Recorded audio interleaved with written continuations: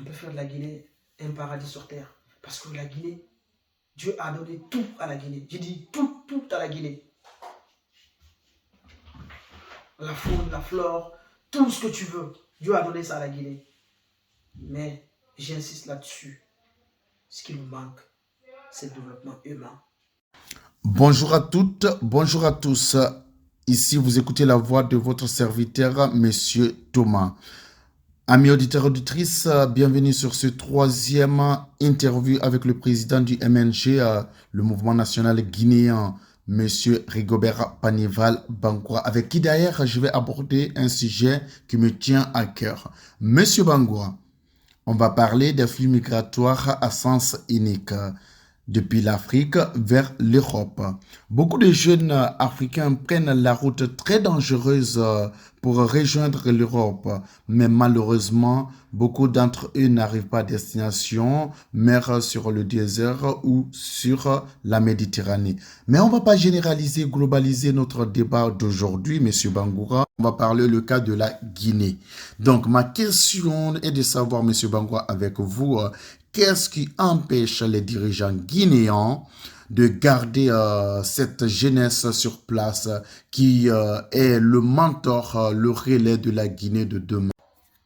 Bonjour, Monsieur Thomas. Tout le plaisir est pour moi de vous recevoir à la maison pour discuter ou débattre des sujets qui vous tiennent à cœur, à savoir la migration en général en Afrique et plus particulièrement en Guinée. Donc, en parlant de ce sujet, on va s'intéresser à notre pays, la Guinée. Si tu regardes la Guinée aujourd'hui, Monsieur Thomas, dans les villages que tu connaissais, ou les villages que toi tu connais, il n'y a personne comme Bravadid. Les jeunes, il n'y en a pas. Tous ces jeunes ont commencé par faire quoi? Ce qu'on appelle l'exode rural, du village vers la capitale. C'est là où ça commence. Et une fois que ces jeunes arrivent dans la capitale, ils vont se retrouver, certains pas de famille, certains n'ont même pas d'abri. Quand la nuit tombe, où ils vont aller se coucher. D'autres, on les retrouve dans les gares routières. D'autres, on va les retrouver dans différentes familles à faire du petit boulot dans la journée afin d'avoir quelque chose de quoi mettre sous la dent chaque soir. La plupart de ces jeunes perdent espoir à monter à gauche à droite. Parce que l'État, que je considère comme étant le garant de la sécurité et du développement psychique de tout citoyen, ne joue pas son rôle. Cela ne date pas d'aujourd'hui. Cela date depuis, quand on remonte le temps, depuis très très longtemps. Mais d'Alice avait commencé déjà, les jeunes avaient commencé déjà à quitter la Guinée. Mais l'avènement de M. Alpha Condé au pouvoir jusqu'à nos jours, il y a eu ce qu'on appelle une montée en flèche de la fuite des cerveaux. C'est-à-dire la migration des jeunes quittant la Guinée vers l'Occident. En passant par les pays de la sous-région pour faire quoi? Prendre la Méditerranée et traverser et voilà, se retrouver en Italie pour certains et d'autres je ne sais où. Mais quand on regarde aujourd'hui, M. Thomas, la faute est à qui? C'est à l'État. L'État a complètement démissionné. L'État a tellement démissionné que aujourd'hui on regarde, il n'y a pas de confiance entre la jeunesse et l'État. Cette dégringolade de la société bat son aile en Guinée. Et c'est triste. C'est une triste réalité. Il n'y a pas qu'en Guinée, ce phénomène existe. Si tu regardes les pays de la sous-région, par exemple, tous les pays d'Afrique en général, je dis bien l'Afrique noire, hein, parce qu'on a tendance à confondre tout. Mais si tu prends l'Afrique noire, tu regardes tous ces pays-là, les dirigeants s'en foutent éperdument que les jeunes se déplacent ou que les jeunes quittent le pays pour venir mourir dans la Méditerranée. Ça les arrange, en gros. Dans un État ou dans un pays, les forces vives, c'est la jeunesse. Si l'État arrive à avoir un vecteur directeur d'orientation de cette jeunesse qui est vraiment la base du développement, en les formant, j'insiste là-dessus, en passant par la formation, dis-toi simplement que le pays ne fera qu'émerger. Mais si l'État démissionne, ne pense qu'à lui tout seul, comment s'enrichir, comment gérer le business, comment faire chacun ses affaires de à gauche à droite, ça ne pourra pas marcher. Et c'est ce qu'on voit dans nos États aujourd'hui en Afrique, et plus particulièrement la Guinée. Donc, ça ne m'étonne pas que je vois les jeunes aujourd'hui, ça et là. Nous, on est en France, à Bordeaux, si je te dis simplement, moi je suis arrivé en 2011 à Bordeaux, mais si tu pars aujourd'hui à la place de la Victoire, tu regardes à gauche, à droite, tu verras toujours un ou deux Guinéens qui parlent nos dialectes. Certains sont perdus. Pourquoi? Parce que nos États refusent d'accompagner ces jeunes. C'est triste, comme vérité. Tous ces problèmes-là ont une solution. Tous ces problèmes cités, la migration a une solution. C'est quoi? C'est que l'État doit être transparent. L'État doit créer la confiance entre les gouvernants et les gouvernés. Il doit avoir cette confiance. S'il n'y a pas cette transparence, l'on ne peut pas garder nos jeunes sur place. Si l'on ne forme pas nos jeunes, on ne les accompagne pas jusqu'à la sortie de la formation pour leur donner le bonheur tant recherché, ils ne pourront pas s'en sortir. Ils ne feront que partir, ils ne feront que fuir le pays pour aller à la quête du bonheur. Et c'est ce qui se passe aujourd'hui. Donc, moi en parlant de ce sujet, ça me fend le cœur. Parce que regardez un peu, on va prendre un exemple pratique. Dubaï qui est devenu aujourd'hui l'Eldorado de tout le monde, où chacun veut aller prendre des photos à la tour et je ne sais pas quoi, Dubaï et tout, pour faire des Photoshop et voilà, dire que je suis là, je passe mes vacances. On peut faire de la Guinée de Dubaï. Qu'est-ce que Dubaï a que la Guinée n'a pas? Déjà, la Guinée est encore plus riche que Dubaï. Ouais. Mais la mauvaise gestion de nos ressources, la signature des contrats claniques, fait que l'on se retrouve là aujourd'hui, Thomas. C'est-à-dire, je ne sais pas comment nous, les Africains, on fonctionne. Je ne sais pas comment l'homme noir, en général, comment on fonctionne, en fait. C'est-à-dire, pour un noyau, l'on retourne tout. L'on ne pense pas à la chaîne, à la distribution de la richesse en forme de chaîne, en fait. De la base au sommet. Dubaï n'a que le pétrole. Mais parce qu'il y a des hommes intègres, là-bas, ce n'était que le désert. Il n'y avait que le désert. Il y a de cela combien d'années, M. Thomas? Oui, Dubaï, si on compte des années, vers les années 90, 90. Dubaï, c'était que... Exactement. Dubaï, dans les années 90, c'était que le désert, mon frère. Mais aujourd'hui, tout le monde veut y aller. Un autre pays auquel je vais te donner l'exemple, par exemple. L'exemple que je vais t'énumérer, c'est celui de la Malaisie. La Malaisie, qui est devenue un carrefour incontournable entre l'Inde et la Chine. C'est un pays aujourd'hui qui est très très puissant. Alors que la Malaisie régorge,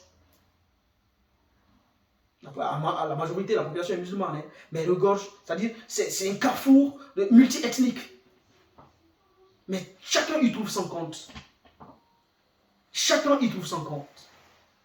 Mais nous, si ce n'est pas aller se battre avec telle ou telle ethnie, si ce n'est pas que les politiciens vont prendre l'ethnie là pour en ériger, comme on appelle, son épée de bataille et tout, ça devient un problème. C'est-à-dire, c'est tout ça qui nous mélange en fait. La division des fils de la Guinée. Tout ça pour masquer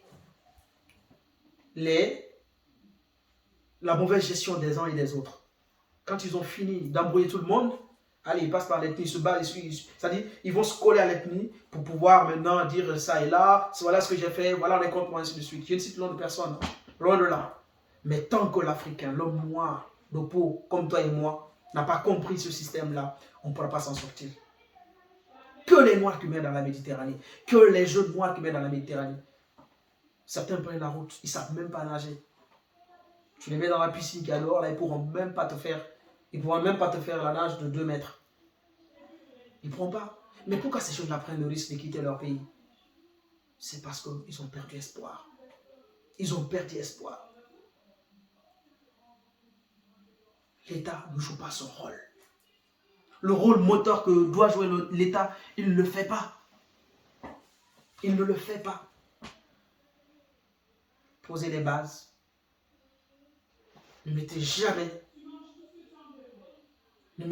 les charrues avant les bœufs. Il faut faire les choses, mais graduellement, étape par étape. Si nos dirigeants, d'ailleurs, moi je dis souvent que je n'aime pas le mot dirigeant, je préfère qu'on ait des leaders en fait. Qu'on ait des leaders. Parce qu'on en a eu quand même en Guinée. Un des leaders que je vais te citer, c'est Ahmed Sékou Touré. Bon, on ne connaît pas son régime, mais de par l'histoire écrite par les uns et les autres, malgré ce que les uns et les autres vont dire, aucun régime n'est parfait, hein, mais il a beaucoup fait pour la nation guinéenne, ce homme. Avant sa mort en 1984, on avait beaucoup d'usines. El Guinée, c'est-à-dire tout ce qu'il avait laissé comme héritage pour la Guinée. Aujourd'hui, va regarder la Guinée. Rien. Rien. C'est pour ça, M. Bangoura, moi je rejoins ce penseur, c'est-à-dire ce philosophe qui disait, moi, cette affirmation colle bien à l'Afrique. L'Afrique en général, précisément la Guinée, n'a pas besoin d'une institution forte, mais d'un homme fort. Mais écoutez, un homme fort, c'est qui? C'est celui que le peuple a voté. Oui. Si le peuple a voté pour toi, tu deviens fort. Ouais. Un général ne devient fort que quand les troupes, comment on appelle, les éléments de la troupe obéissent. Si ces gens-là obéissent vraiment, c'est-à-dire tout ce qui obéissent au colonel, au commandant, c'est parce que tu as le respect de ces gens. C'est parce que les gens sont en droite ligne avec ce que tu dis et ce que tu prônes. Ouais. Donc on a besoin d'un leader pour qui le peuple confie la destinée de la nation. Mais si tel n'est pas le cas, comment veux-tu qu'on avance? Chacun vient faire, son business à l'État, quand il est au sommet de l'État, et partir. Il ne pense même pas qu'autour de lui, il y a des personnes, tout ce qui est là comme bien commun, les ressources. Écoutez, personne n'a demandé que la Guinée ait les ressources qu'on a aujourd'hui. Mais tout le monde court après ces ressources minières, tout le monde court à travers l'or, le diamant, tout ce que tu veux. Alors qu'ils oublient le développement humain.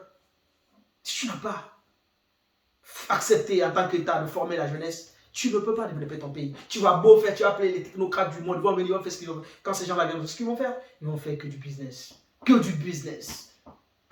Ils vont faire que du business. Et dis-toi simplement, quelqu'un qui vient dans ton pays pour faire du business ne va jamais le faire sans intérêt. Il va le faire en connaissance. Parce qu'il vient pour le business, il vient c'est pour chercher. Donc s'il vient, dis-toi que si c'est pour, il ne va pas te faire signer un contrat à 50-50. C'est toi qui l'as appelé. Donc il va imposer les règles, les principes de jeu. L'État est devenu aujourd'hui, pour les Africains, comme étant un moyen pour s'enrichir, un moyen pour faire le business, sans pour autant penser à la génération future, sans pour autant penser aux enfants qui vont laisser. Nul va mourir, chacun de nous va mourir un jour. Mais personne, je dis bien personne, n'ira dans sa tombe avec les richesses accumulées sur terre. La seule richesse qui restera et demeurera éternelle, ce sont les actes que chacun de nous va poser sur terre. C'est pourquoi aujourd'hui, quel que soit ce que c'est le monde, on continue à parler des grands hommes à travers le monde. Les grands hommes, ce sont ceux qui ont posé des actes que l'histoire n'oublie pas. Même si ces actes posés ont eu à frustrer certaines personnes, parce que nul n'est parfait sur terre, mais dis-toi simplement qu'il faut poser des actes qui vont vraiment être des actes pérennes. Donc la migration dont on parle, on peut en faire des livres, M. Thomas. C'est juste triste, en fait. L'État a oublié. L'État a oublié son devoir. Des fois, je me demande, est-ce que l'État même connaît ses prérogatives? Est-ce que l'État même connaît sa propre définition? Parce que si tu connais ta propre définition, si tu es devant les gens, c'est que tu dois être là pour orienter les gens. Et mettre une politique en place, de la base vers le sommet, pour que chaque citoyen se retrouve. Si l'on arrive à poser ces éléments-là, dis-toi simplement que l'on ne peut que faire avancer le pays. Parce que les humains, nous, on va passer, mais l'État va continuer. Les humains passent, mais la Guinée va rester. La Guinée va continuer à rester. Combien de personnes sont venues en Guinée, ils ont voulu faire, allez, ils ont été éjectés. D'autres personnes ont été là et ont été en Guinée, c'est des personnes influentes. D'accord? Mais où sont ces personnes-là aujourd'hui?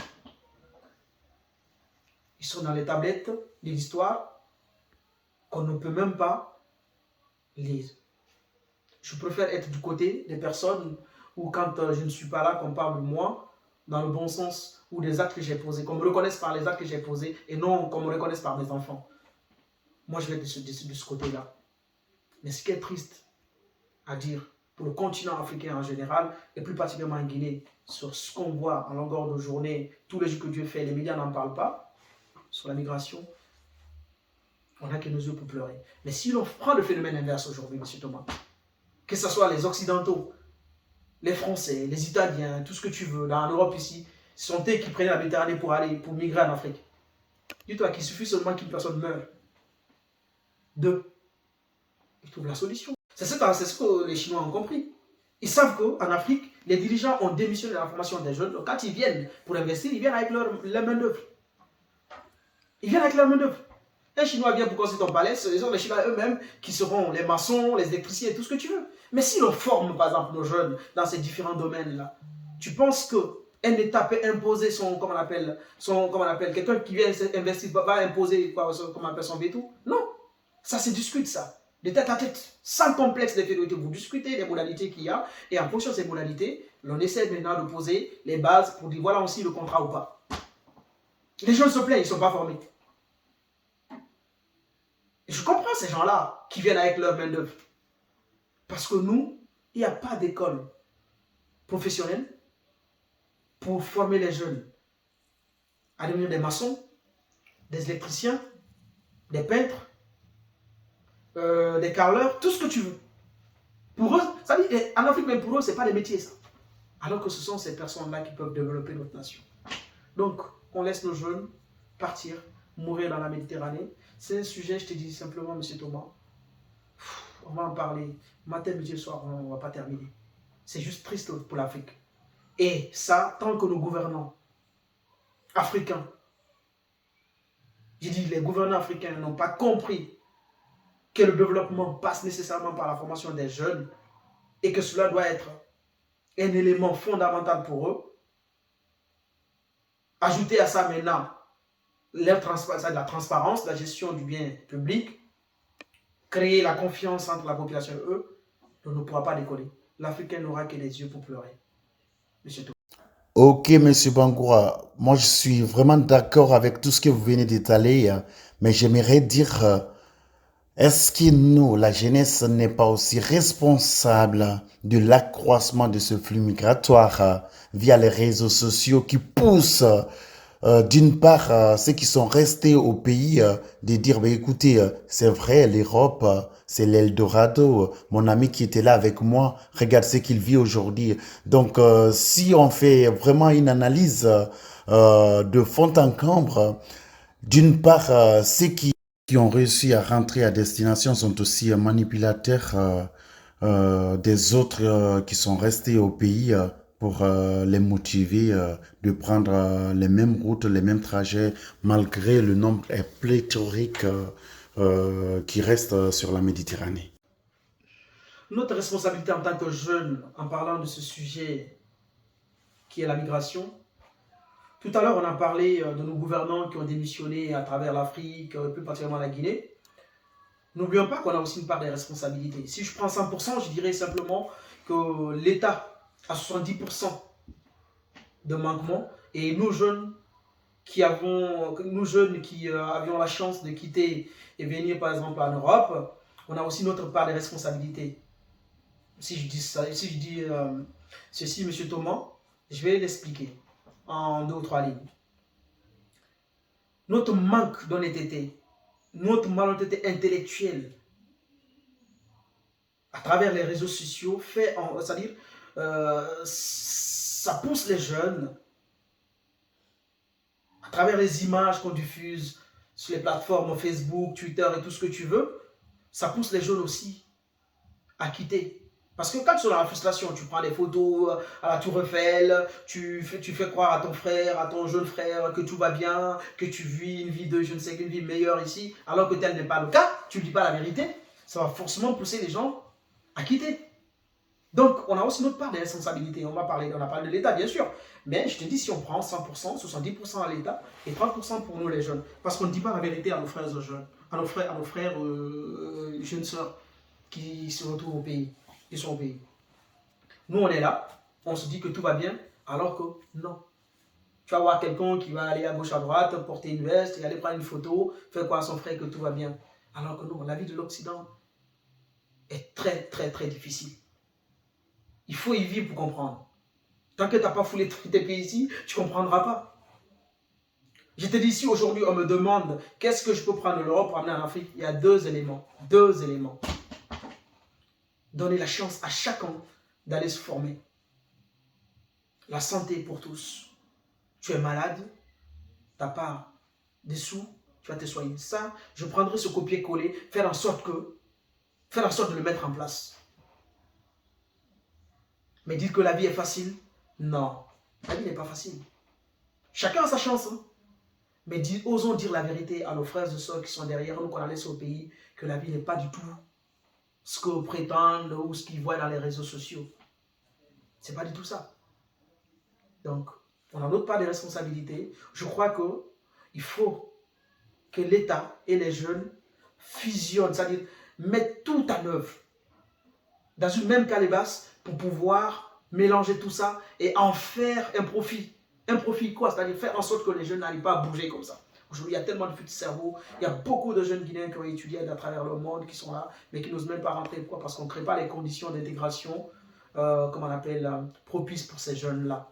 Donc, ils sont obligés d'aller faire soit du fucking job, comme on dit en gros, je ne suis pas grossier là-dessus, faire un travail qui ne mérite pas leur diplôme, ou ils vont faire un travail, aller travailler pour d'autres sociétés à gauche, à droite, au moins pour le bien-être de leur propre famille et la famille qui se retrouve aussi en Afrique.